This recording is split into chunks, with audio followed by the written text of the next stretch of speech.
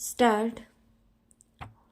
सभापति महोदय, आपने मुझे जो रेलवे मंत्रालय की मांगों पर बोलने के लिए मौका दिया है, उसके लिए मैं आपको धन्यवाद देता हूँ। विराम। इस सदन में कुछ ऐसा रिवाज सा चल पड़ा है कि रेलवे मंत्रालय की मांगों पर आम बहस हो या उनकी मांगों पर विचार हो, हर एक मेंबर रेलवे के समक्ष कुछ न कुछ मांगे अवश्य रखता है। विराम। उन सब मांगों को तभी पूरा किया जा सकता है जब रेलवे के पास 50 से 80 करोड़ रुपए की धनराशि बिल्कुल तैयार हो। विराम। लेकिन हम यह नहीं सोचते कि ऐसी मांग करने से क्या होगा। विराम। जब हम मांग करते हैं तो हमारा यह भी तो कर्तव्य हो जाता है कि हम देखें कि रेलवे की जो आमदनी है या उसके पास जो धन राशि है वह कुल कितनी है। विराम। रेलवे को जो घाटा है और जो उसमें कमियां हैं जिनके कारण उसे घाटा हो रहा है, उसकी तरफ भी हम दिमाग लगाएं और कुछ सुझाव हों तो मंत्री महोदय को दें। विराम। पैरा।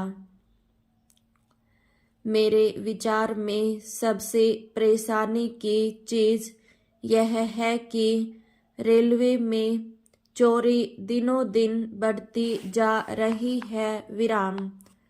अभी थोड़े दिनों पहले अखबार में निकला था कि रेलवे में 2-3 लाख की रोज चोरी होती है और जहाँ जहाँ चोरी की घटनाएं होती हैं वहाँ से उस स्टाफ को हटाकर दूसरा स्टाफ रखा जाता है। विराम।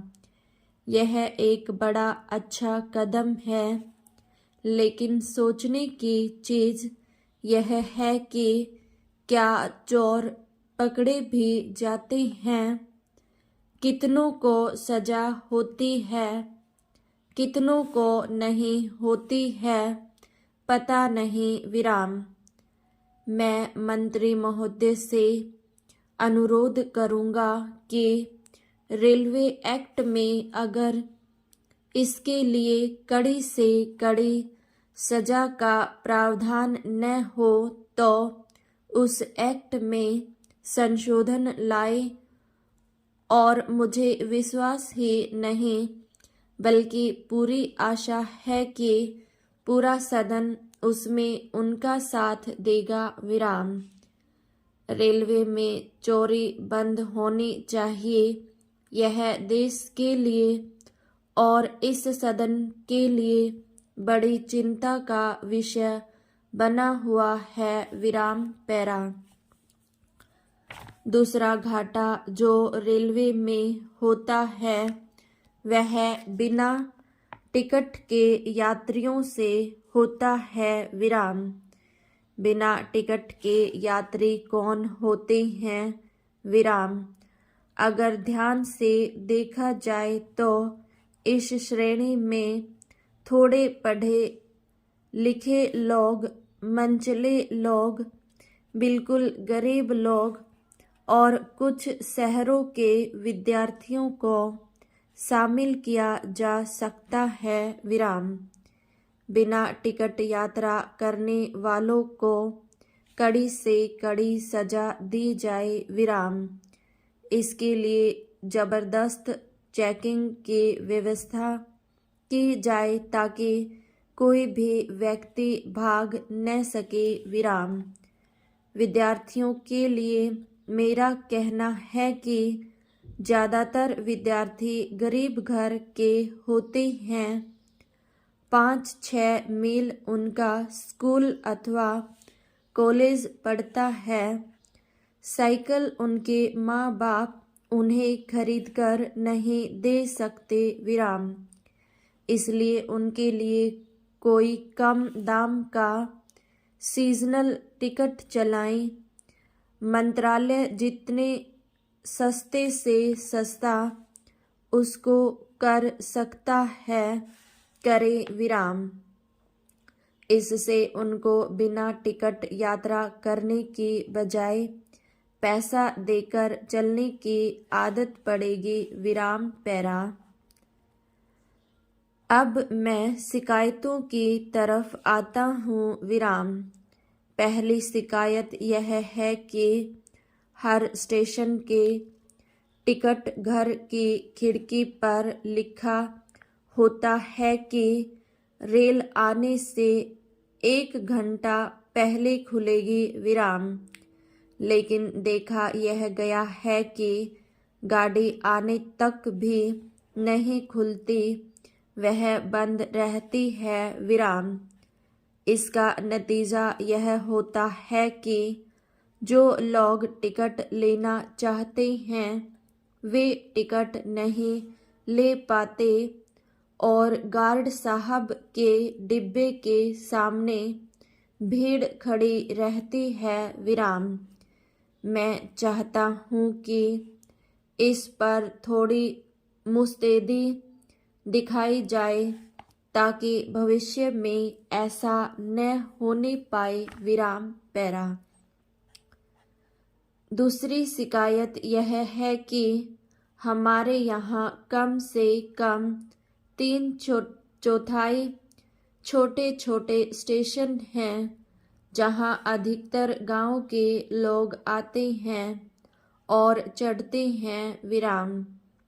लेकिन बड़े खेद की बात है कि इन स्टेशन को बिल्कुल छोड़ दिया गया है जहाँ पर कोई भी सुविधा नहीं है विराम।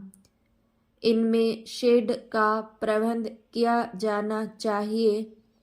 जहाँ पानी का इंतजाम नहीं है वहाँ कम से कम पीने के पानी का इंतजाम किया जाए विराम।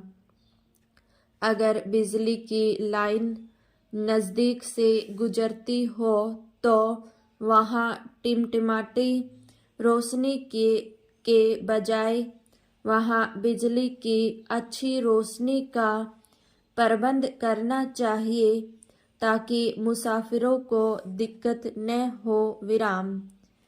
मैं तो यह भी निवेदन करता हूँ कि इन स्टेशनों से अधिकतर गांव के लोग चढ़ते हैं जो बिना टिकट कभी नहीं चलते हैं विराम। अगर उनके पास पैसा नहीं है तो पैदल जाना पसंद करेंगे लेकिन बिना टिकट यात्रा कभी नहीं करेंगे विराम।